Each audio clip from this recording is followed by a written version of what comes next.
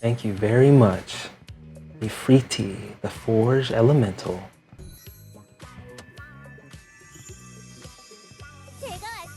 Okay.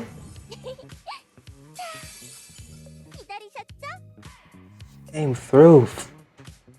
Really floating like a summon. Like Ifrit, huh? A new Vanguard is joined.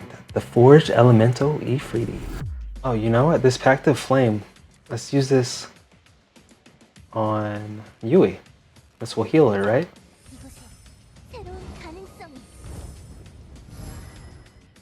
It's pretty dope. But I'll come back over here behind the shield. Here we go.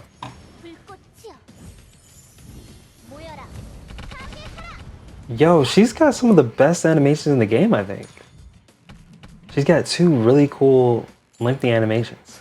That's fire. She's a really cool character. And just like Griselda, she's really a supportive character. And to get the most out of her kit, you need her allies to be active. I think it's a cool design. Wow. Efreeti is a young elemental barely born and already blazing with potential. Even among her kind, arcane spirits forged from raw magic, she's considered an oddity.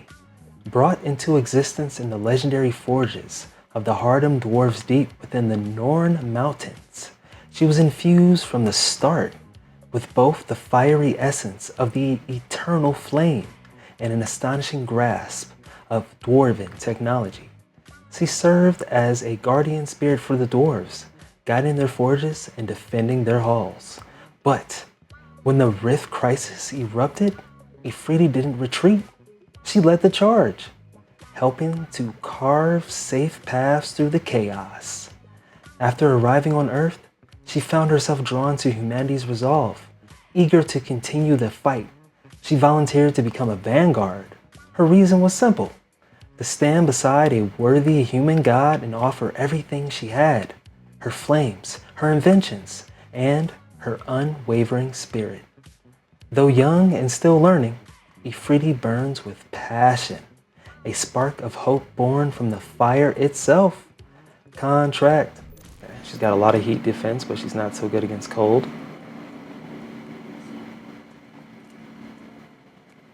Negative on the starting AP. Decent crit rate and crit damage.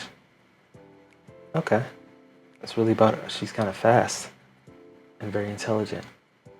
And her magic attack is her strongest. We don't have any copies, but let's look at her skills. Her passive, class 1 passive. At the start of the round, grants the Arcane Purge effect to allies except Arcane Elementals. When the Arcane Purge effect expires, the Arcane Elemental in the battlefield gains 1 stack of pure energy. That makes sense. Griselda has a similar skill. I think the exact same skill. Now let's look at her class 1 active skill. Releases arcane energy, causes a massive explosion. Deals immaterial damage equal to 36% of magic attack to enemies within a 3-meter circular range at the designated location. An additional crush damage equal to 36% of magical attack. When attacking with this skill, temporarily increases accuracy by 100%. Unleashes surging flames that scorch and scatter nearby foes. Deals 90% of magic attack as unblockable heat damage to the target and a percentage of magic attack as splash heat damage to enemies within a 3-meter radius, pulling them slightly toward the center. Okay, that's similar to Griselda's skill. Griselda's skill also has a buff to allies, right? We'll level that up. It's the same type of crowd control, AoE. Blazing Mandate. It's the passive class 2 skill. Inflicts Cinder Flame on enemies hit by a combat skill for 2 rounds. When an ally with Arcane Purge attacks on their turn, the caster may trigger a support attack with Ember Vortex. Oh, damn. With a separate chance per enemy struck. Interesting. Melee attack 30% plus 10% per intelligence? Per INT above 16. I see. Elemental attack 75% plus 5% per intelligence above 16. When a support attack is triggered this way, the acting ally's Arcane Purge effect expires at the end of the turn.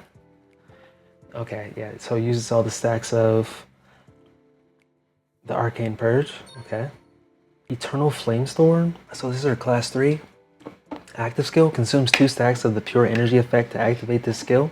Deals 140% of magic attack as heat damage to enemies in a 5-meter radius around the targeted location and pulls them towards the center. Nice. Grants ability points equal to 45% of the AP recovery. Okay, okay. If enemies affected by Ember Bound, then Ember Bound must be part of this skill. Yep. Pact of Flame. Forge a pact to share the power of the eternal flame. This skill can only be used when HP is 80% or higher. Consumes 30% of base max HP and 50% of current HP to activate. Wow. Okay. Generates a 5-meter radius Ember Garden Zone that moves with the caster and restores 15 AP. Grants the Emberbound effect to a targeted ally. When an Emberbound ally successfully lands an attack, the caster restores 5.5% of max HP as healing. If the ally is hit, the caster suffers. It's like a paladin type of skill where she's sacrificing her health to cover for you and to recover your ability points.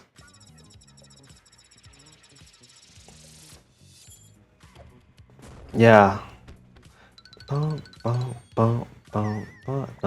Thumbs up, baby. Yes, yes. Almost at the EX early. Yes, yes, yes, yeah, yeah, yeah, yeah, yeah, yeah, yeah, yeah, yeah, yeah. Okay, okay. Vulkanus, Arcane Orb, increases crit rate by a percentage of base max HP during combat. After a successful support attack, grants all allies the Thermal Saturation effect at the start of the next turn. Thermal Saturation increases elemental boost by 8% and additional damage boost by 16%. The effect expires at the end of the holder's turn. Efreeti signature, the Unextinguishable Flame, increases crit rate by a percentage during combat. Basic attack grants allies with Ember Bound a 8% increase in crit rate and additional damage boost for 1 round.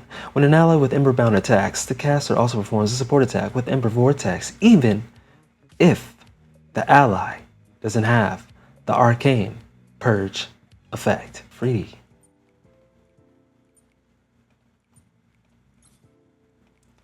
I said, let's do the equipment. She does have equipment, leveled up equipment right now. I gave her what Griselda had because you don't want to, based off their kits with the Arcane Purge and Purge energy stacks, it doesn't seem like you want to use them both on the same team.